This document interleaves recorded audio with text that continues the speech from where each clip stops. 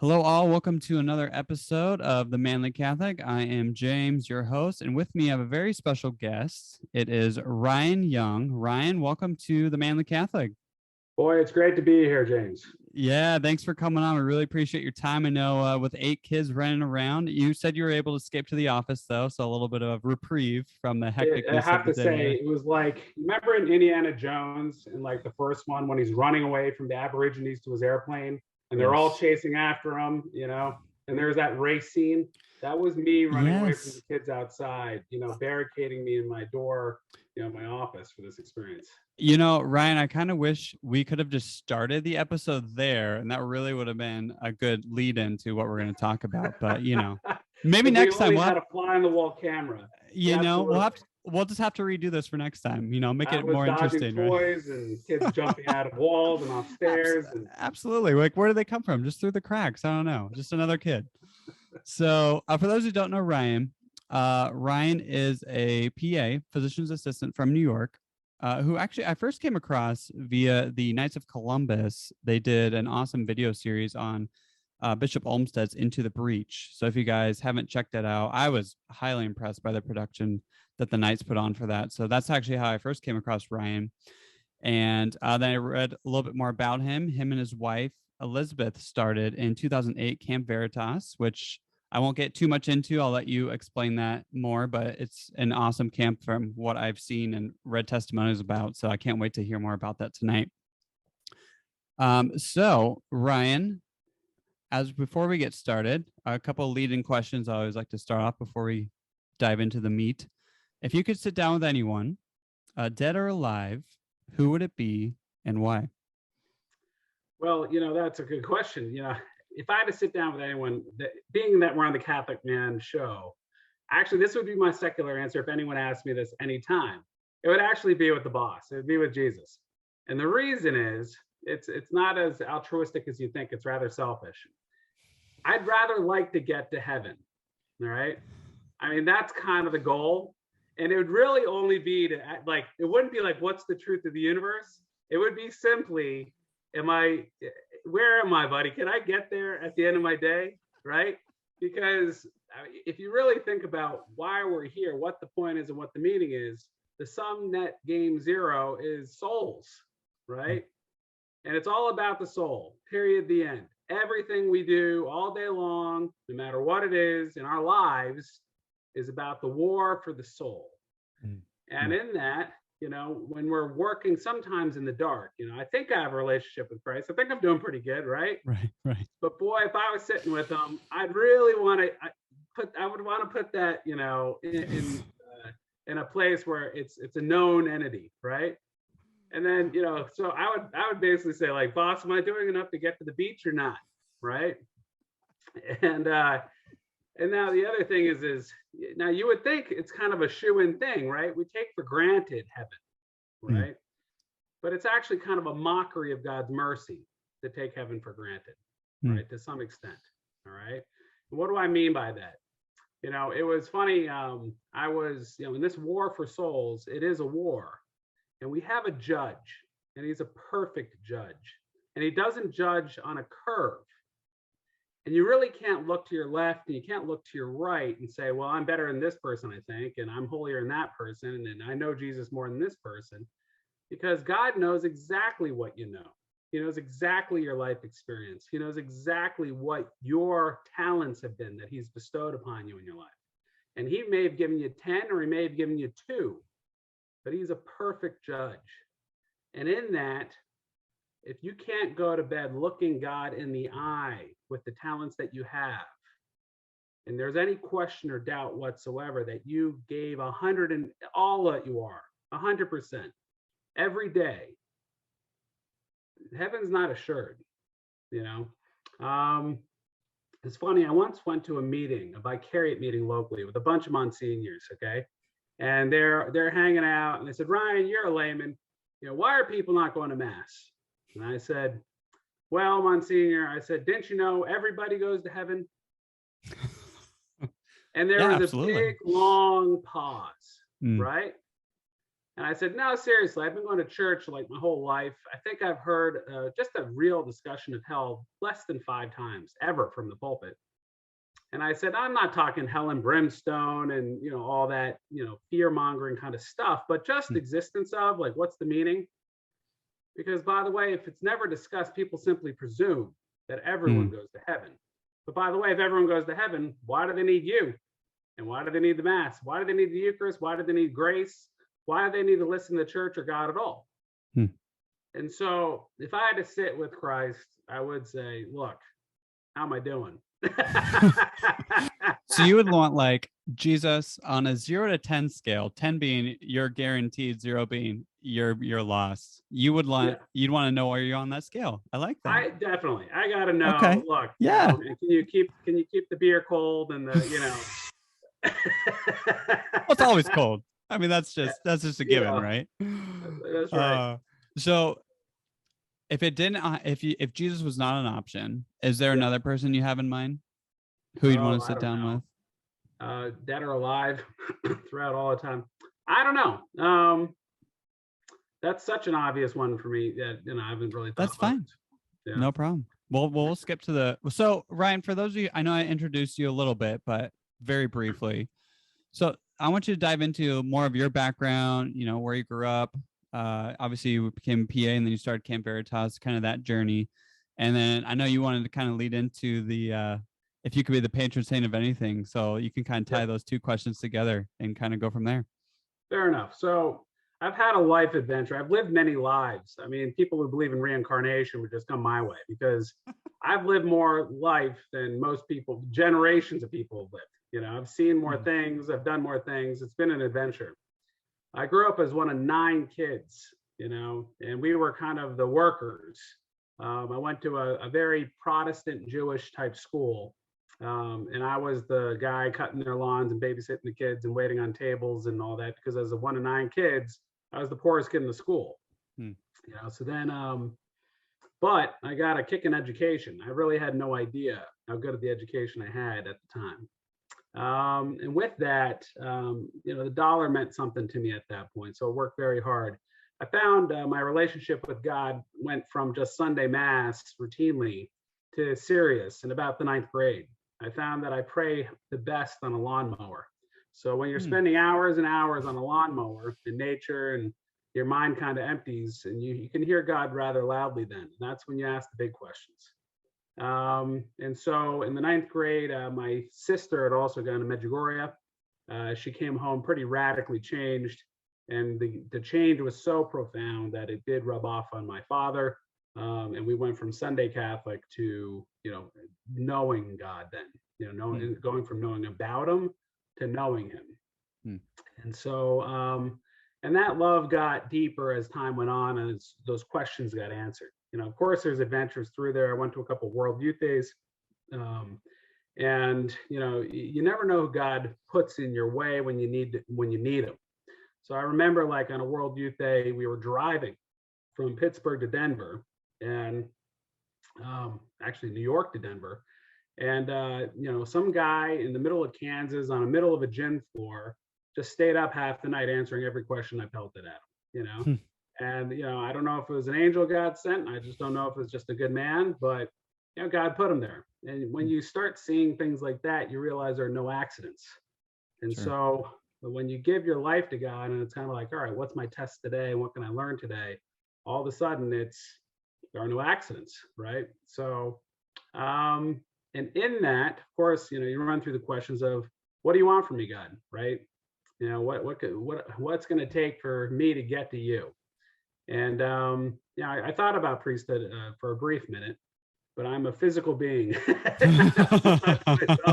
I don't think that's going to happen realistically, right? As much as I think I could do the job in all other ways, I don't think that's happening. So I was like, all right, if I'm going to get married, I'm going to have some kids, I better start doing a little better at school, and because I got to earn some money and that kind of stuff. And I started falling in love with my wife before I even knew her name when I was in high school, right? And then that also though, like in that walk with God and vocation, then it was like, all right, no decision should be absent of those major questions. So where do you go to college, right?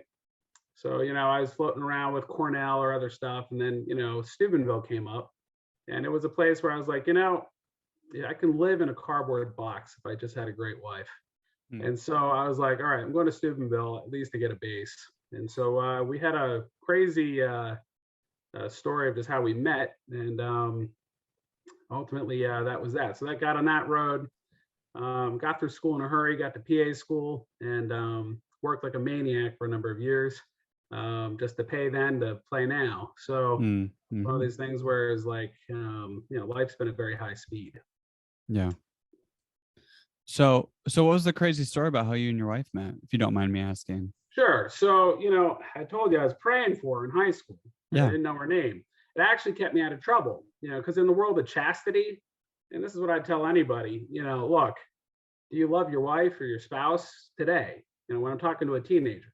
And they're like, well, I don't even know them. I said, yeah, but they're out there eating breakfast, like your body isn't yours. It's theirs. You're just a steward of it. And in your marriage, you're going to offer them the body, your body to them. And, ultimately, and you're going to offer your life to them. And, so in that, what do you want that gift to look like? Right? Seriously. And it also came to be like, have you ever known madly and wildly in love, like the couple you want to be most like? And can you imagine them like, 10 years into their great marriage, looking at each other and be like, honey, I'm so glad you slept around before you knew me. I wish you would have slept around even more. It made me feel so good and warm inside, when you finally chose me, when I'm giving talks to thousands of teens, right? I'll ask them a simple question. Ladies, I say, would you rather, there's Rico Suave out there. He has a new girlfriend every other week. He has dated 1,000 women, and you are the 1,001st, right? So would you rather be the 1,001st, triumphing over all the other 1,000, hoping you're finally the one? Or would you rather have the guy that's been praying for you silently and every day, waiting and preparing the day he gets to marry you and serve your kids and get ready to get up at 2 o'clock in the morning to change a diaper and go to work that he doesn't necessarily love and lay his life down for you? And obviously, the women always pick number 2. Right. And so I had this smart aleck in Ireland then scream out, then let us pray. So I love that kid, man. I laughed my head off. That's amazing. So meeting my wife. So what happened was I went to Steubenville, and I don't believe in this. This is not a normal thing. Okay, I'm a knucklehead, so God speaks loudly. Okay, and so it was the ice cream social before school even started. All right, it was like the stupid thing where freshmen go around and they meet each other. And it's like, what's your major? Where are you from? The same 4 questions, and it gets like a blur. And needless to say, when I talked to my present wife at that event, it was like deja vu to me. Like there was a recognition more than an introduction, right? And I walked away from literally a 5-minute conversation, and I turned to my older brother and I said, I think I found the woman I'm going to marry. And he stopped and he goes, hold on, buddy. You're like the first day of school. The ocean just got very large. He goes, there's a lot of time here, just cool off, I said, but it's her. He's like, all right, man, but just, slow down. I was so convinced she was the one that on the first Thanksgiving of freshman year, which is November after August, right? I had a picture of her. I put it right down in the middle of my dining room table at Thanksgiving in front of my 6 sisters and my mom and everyone. I said, this is the woman I'm going to marry. And they're like, well, are you dating her yet? No. As a matter of fact, she has a very serious boyfriend. She thinks she's going to marry or whatever. It's not happening. This is the one, right? They're like, sure, whatever, So we didn't even start dating till that summer. We were engaged the following summer and married the next summer. So we got married at age 21. That's unheard of nowadays. Well, yeah, but you got to realize, and I can't tell you the storm of like, don't do it, I got from everybody. Okay, because their number one thing was, you haven't established yourself yet. You're very, very poor. Yeah. And I said to myself and to them, I said, yes, but she's poor. And why are we not going to simply be poor together? Yeah. Right? It's not like we don't have a 5-year plan here. Yeah. Right. So if we're going to be poor apart, why not struggle together in good times and in bad kind of a thing? I mean, I got engaged. I went to go borrow money from my parents because, again, I'm broke. I'm paying for my own college. You know, I'm a kid working like a maniac in high school, trying to pay my own college. I'm like living like meal to meal. I go to try to borrow money to go buy a ring. They wouldn't give me the money to do it. So my actual like proposal was, I have absolutely nothing to offer you but myself, not even a ring. Right. And she said yes. I mean, and we were poor. I mean, when we were married, we didn't have furniture. I mean, we sat on the floor in the kitchen and ate off an igloo cooler for about a year. You know, we didn't have a toilet paper holder till year 3. I mean, a 5-cent toilet paper holder. It just sat on the back of the toilet. You know, like we were sharing one car. Like, let's put things in perspective. The entirety of all of the belongings of our life fit into one sedan vehicle. Okay. And you know, but it tells us that everything we have now, we've done very well. It's together, you know, and every grace we've had it together. And it's an issue of attachment, because when you came from nothing and you knew you can make it, well, you don't have that much fear anymore, and you don't have to be so attached. So, so that was the plague of the rich man. He was too attached. He never knew what it was like to not have it. And bottom line is I know what it was like, and you know, if it all happened tomorrow, that's okay. That's God's will, and we'll work with it. You know, so. Yeah, right. No, that actually reminds me of, I was listening to a talk by Chris Stefanik and his wife, and I forget, I'm blanking on his wife's name, but she was saying that young Catholics, well, young people, but Catholics in particular, are way too picky when it comes to their spouse. First of all, people wait way too long, and then they have like this never-ending checklist. But she says, I mean, what are you really looking for? Okay, so 1, they need to be a devout Catholic, obviously. So God has to be first in their life. And 2, she's like, you should probably be attracted to them. Right. But 3, there is no 3. That's really your only 2 checklists, basically. And she said, but just like you and your wife, I mean, getting married at 21, people nowadays are like, oh my gosh, like, what are you doing? Exactly what you said, all the objections you had as far as you're poor, you're not established. It's like, I mean, people are 25, 30, 35, and they still don't feel established or quote unquote ready. So it's just this big, you know, mirage that society tries to float around, that you need to wait till you're ready. When it's just like being a parent. You're never ready. Like that's such yeah. So, I mean, bottom line is it also has to do with something called the religion of self, right? The whole lie we've been fed as Catholics is, you know, somehow your spouse has to fit into your box, right? Because everything has to fit in your box. So at the end of the day, if you think about it, when you want to do what you want to do because you want to do it when you want to do it, right? And, you know, you think that your thoughts and your opinions in the world are the most important thing. You know, bottom line is what's a threat to that paradigm of self? The first threat to that paradigm of self is marriage. Because in marriage, you're dying to yourself.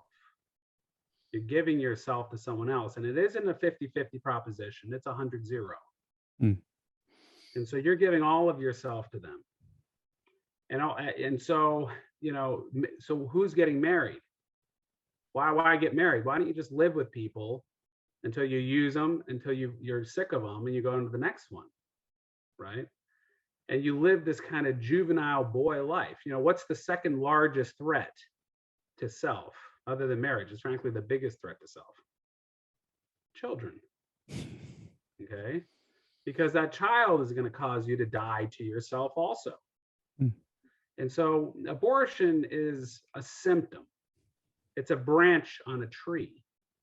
The core of that is selfishness of every abortion, right? The core of abortion is you just don't want kids now because they don't fit in your box. And then you delay and you delay in that world of self to long enough, you come to a realization that I'm very lonely, right? And, yeah, I'm going to have a lot of friends out there, but who's ready to die for me? I have 1,000 people following me on some Instagram post, right? Mm-hmm. Who's going to show up on Saturday to help you move? Who's going to be there and actually go to the hospital and not just send you some frowning emoji? Who's going to be there when you're sick or you're not there in a happy state holding a beer in Switzerland or something? Like real, right? So you have 1,000 friends that are just fake. You live a fake fantasy life in the middle of, in the middle of the internet. You don't have a single person to genuinely love you in good times and in bad, in sickness and in health.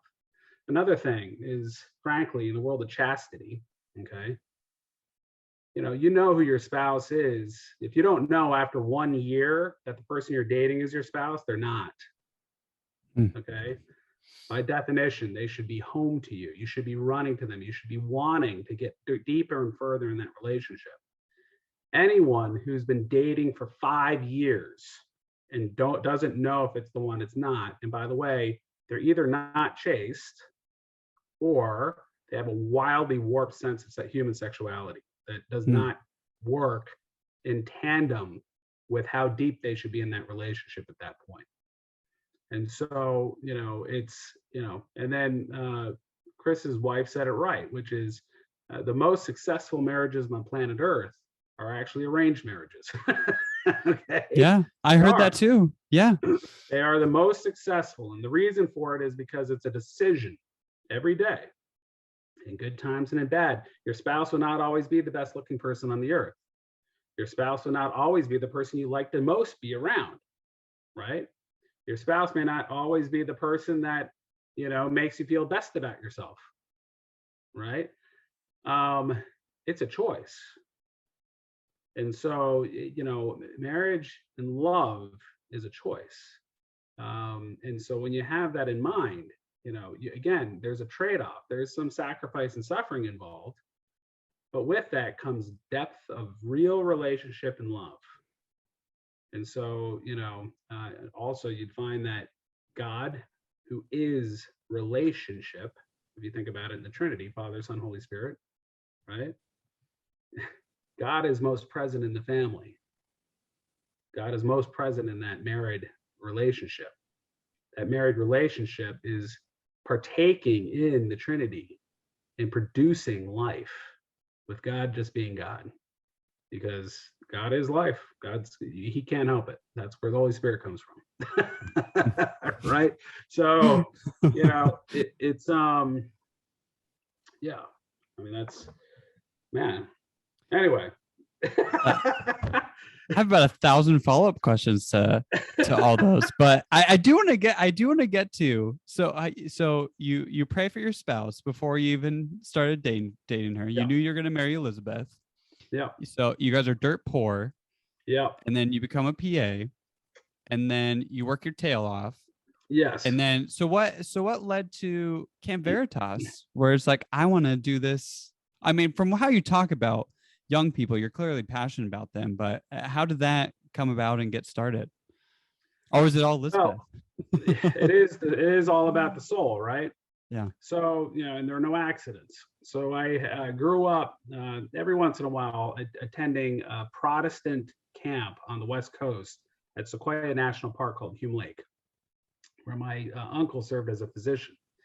And I found that there was 2,000 campers there every single week all summer long for 10 weeks. Jeez. Well, that's 20,000 kids, and there's a 5-year waiting list. Okay. Now, being a Protestant camp, it was wildly ecumenical. I mean, all they got to is Jesus exists and you love your Lord and Savior, and that's about it, Yeah. But they were able to do praise and worship and introduce the kids to prayer to some extent, and go a bit through the Bible very kind of superficially and, again, delicately based on the number of Protestant denominations present. In the interim, I also attended Youth 2000s in New York with the Franciscan Friars of the Renewal, There was like a 24-hour a day adoration event from a Friday night to a Sunday afternoon. Mm. And I was seeing like hardened criminals breaking down after 24 hours with the master himself, right? And I was seeing how effective prolonged exposure of Eucharistic adoration, that profound effect, right? I mean, it was incredible to witness. And I thought to myself, well, I know what would work, right? You know, if you bring this Catholic event to that Protestant model, right, it's highly effective. Now, you also look at what works in the world of evangelization. So in the war for souls, right? Every human, okay, if you know the truth right now and you're still on the receiving end and you're over 16 years old, you just suck, okay? Bottom line is you're not a baby forever. It's time to grow up and actually do something. It's time to grow up and take a serious stand for souls. There are no accidents. You were given the truth of the universe, knowing Jesus by name, knowing what he did for you. And if that hasn't translated into action, it's pathetic. Okay.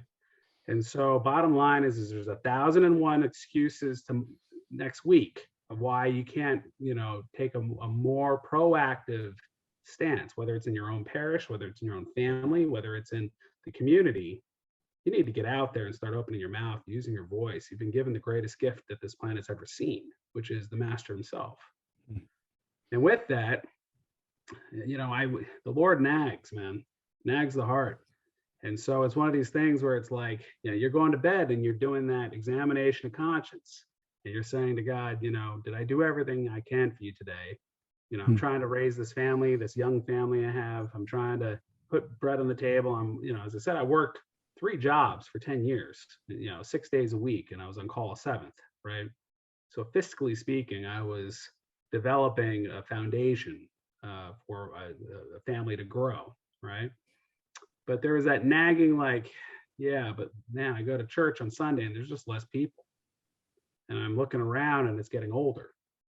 And they're starting to call out for vocations. And it's just, it's like you see a disease infiltrating and you have a cure, right? Now, Jesus had cures, and he called it, the church had the cure for thousands of years. We call it pilgrimage. All right, so Pope John Paul II said we need a new evangelization. What was his style? I noticed when you hear 1,000 people talk about their walk with God and falling totally in love with them, it never happened in religious ed in the 6th grade. Okay, so it true. Never. Okay, it happened on adventure with the Lord. It happened on pilgrimage. It happened on people walking the Camino. It happened on people going through pain to get to World Youth Day and all the stories and memories that go with it. It happened on retreats. Okay, not a 5-hour retreat, which is not a real retreat, on a Saturday afternoon. We call that detention or summer school. Okay, it is when you go away for a week and you're there learning about God and immersing yourself in the truth. You're immersing yourself with the religious life. You're immersing yourself in nature. It's a time to stop your life, step out of your life, look back and say, am I on a path that ends in heaven or not? And what do I need to do to get there? If you look at scripture, God always rewards those who kind of made that extra effort to get to him. So whether it's Zacchaeus climbing a tree, whether it's that woman pushing through the crowd to get to touch his cloak, they were always that person who kind of did that extra thing. At the very least, Christ very much admired and respected and responded to in his aspect, very proactive way, right? And so when you're going out there and hunting for God, you're going to find him. And these experiences do that. So that's where the camp bug started. Sure. No, you were talking about pretty much if you're over 16, thirsting for souls, I think was the description you use. And if you're above 16 and you're not using the truth that we have as Catholics, then you're pretty much, it reminds me of what Jesus said about, you're neither hot or cold, you're lukewarm, and I'll spit you out, essentially. Yeah. And I think I was talking with Father Dom, my co-host, and he was saying, I've told him, it's like, how terrifying would that be? Like you get to heaven and you go, or I never knew you. And it basically was like, I Right. spit you out. I spit you out and you're going to hell. Right. You know, I Or mean, you how go back to terrifying. him, you say, look, I buried my talent. Yeah. And Yeah. by 'Cause I was- definition, if you're Catholic, you have about 7 or 8 talents. yeah. So the guy Oh, who buried the one, okay, got thrown into hell with wailing and gnashing of teeth and all that. Okay. By definition, if you know Jesus and you were raised in the church and you're just futzing around right now and living that kind of life, that selfish life, you're throwing away. You're throwing your 7 talents away, your 8 talents, your 10 talents. You're throwing them away. Right. Right. And so, this is the Manly Catholic Show. This was kind of the conclusion. Okay. Bottom line is it's time to act. A man acts. Okay. Boys sit there futzing around in non-commitment for 1,000,000 years because they can, because it's the easiest path.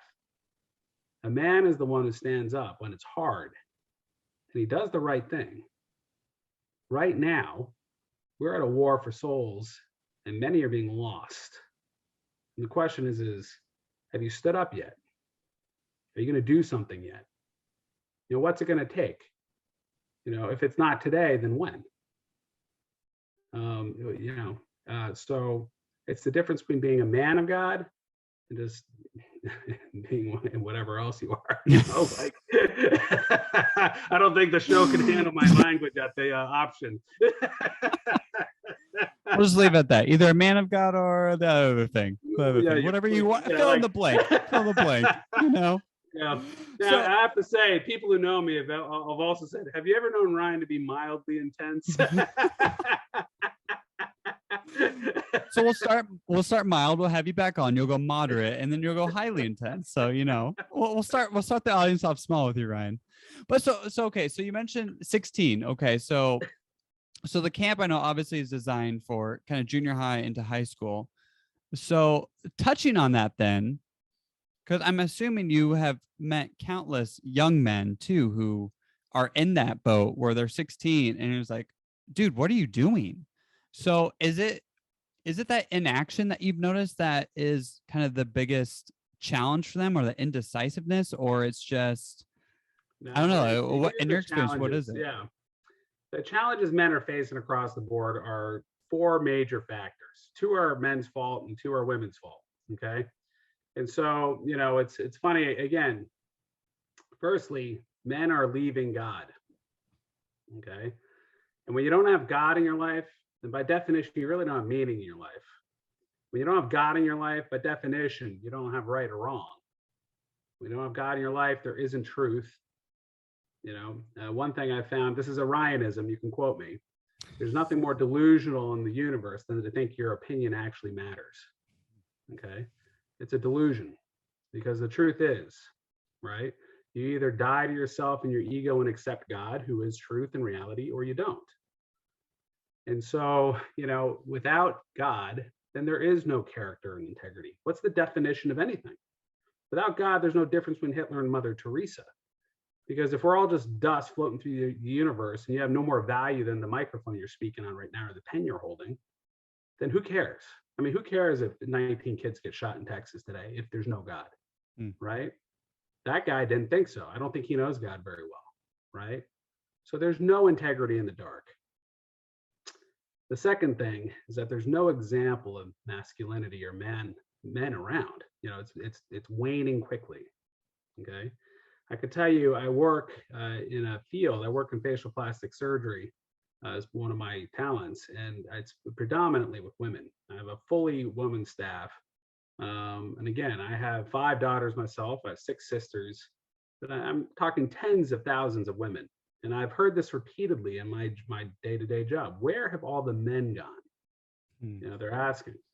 I mean, I have a hard time thinking of a man I knew outside of this Catholic sphere other than Pa Ingalls on Little House on the Prairie in the 1970s and 80s. It is really hard to turn on television today and find a man, right? Someone who's ready to speak, have a little authority and a little backbone, right? And so, and to lead. So again, and the other problem is broken families. So half of our families have no father that are active in our lives, right? So when your divorce rate's 50%, and you see dad on, every third, other weekend and a couple holidays a year, the problem is he's not there day to day. You become like a grandchild to him instead of a son or daughter to him, because he doesn't want to get that involved and immersed in leading you and teaching you, especially in hard things, when he only has you every other week for 16 hours of daylight. Like, he doesn't want to have that be in conflict.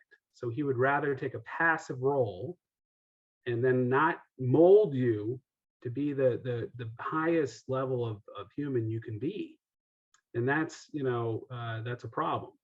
So there's not a good example of manhood, right? So again, first, no God, there's no leadership, nothing calling someone to be better, no meaning. Second is no example. They don't even know how to be. If they do want it, there's hard to find men out there. Okay. The third reason that it's difficult for men today is sexual promiscuity, right? So, up till now, before a woman would be with us physical people, there would be some basics that they would kind of have to be crossed. One, okay, if we're going to be together, are you a kind of a person who can commit? Two, if and when I get pregnant, are you going to be there? Three, do you have the capacity to raise a family, right, at this time? Four, are you going to be there in some good times and in bad? And the reward of all of these questions being answered, which ultimately takes some sacrifice, is marriage, and then ultimately physicality with the woman, right? When all you have to do right now is swipe right, you don't even know her name, okay? It could be anybody. There's no one calling men. The strongest call to men, okay, even probably beyond God, okay, on this earth is women. And if the women aren't calling for men to be better than they'd be on their own, well, men are not as motivated as we could be, right? And I think our drive, physical drive, reflects that balance in relationship, which is completely out of balance, right? So physicality to men is like a reward to some extent, right? And again, without it, I'm not sure that we are pushed where we need to be. And finally, in the feminist movement in '68, you have kind of like the Hillary Clinton feminists coming out, right? It's not a celebration of femininity. It is that women, in order to be most, basically the God there is power. If they're not going to run for power, then somehow they're less of a woman. As a matter of fact, they need to become more like men, right? It's not a celebration of fertility, of femininity, of working with men. As a matter of fact, it's an attitude of we just don't need men. And it's a further attitude of if any man speaks, we're just going to cut his balls off. Any guy within 50 feet, okay? Because at the end of the day, God forbid they speak and start leading again, that may compete with us women leading. And so there's this kind of a whole generation of women out there that think to be a strong woman means they have to demasculinate men. All right. And so every man around them is kind of scared to speak or hold his own. And they take over. Right. And so they lead in the workplace, they lead at home. They're never wrong. Right. And at the end of the day, if you're a guy who speaks, you become a yes, dear guy. Right. Yeah. Right. So yes, dear, yes, dear, yes, dear, yes, dear, yes, dear. Right. And that's totally imbalanced. I can't tell you how many divorces come from yes dear men who have left. And they'll go with the first waitress who gives them any attention that's not beating on them, right? And I can't tell you now, I can also tell you a couple of other truths here. One is out of all the women, tens of thousands I've ever met, none of them like weak men. None of them are attracted to yes dear men. None of them. It's not, I can't imagine one of them saying, oh, he is so weak that turns me on, so, but they created it, right? And so you have this kind of wimpy, docile, non-committed, immature men. And they're not men, I would say boys, Right. that are 40 years old and totally immature, because they're again, sexual promiscuity, no leadership, no God. And at the end of the day, the women are beating on them, and they just kind of take it and accept it. Now, with all of that, that's not, I'm not saying you have to go in and in a relationship become a tyrant, right? But it does mean, if you're in a married relationship, you're the man of the house. You're the protector of the house. You're the one to sacrifice and lay down your life for the house. But there is only one head of the family. And that doesn't mean you don't talk to your wife, get her input, and love her. Because in loving her 99.9% of the time, you're going to love her enough to do what she would like, right? But there's sometimes this is not going to happen. And you just need to make a decision. Do you need to move? Do you need to change jobs? Do you need to take this risk for the family? Do you need to, raise a kid a certain way? It becomes there's more responsibility.